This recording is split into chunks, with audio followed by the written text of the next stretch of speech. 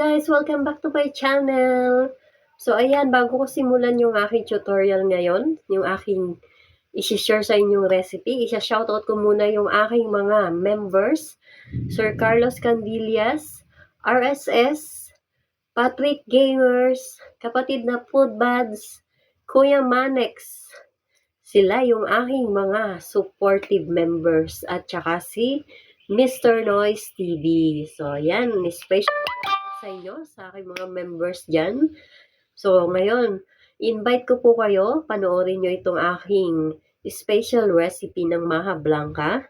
So, meron tayo dating ginawa, pure lang na white yon, as in original flavor.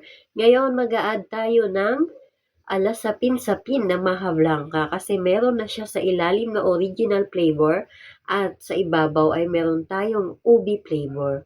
So, ano pang hinihintay nyo? Tara, panoorin natin ito.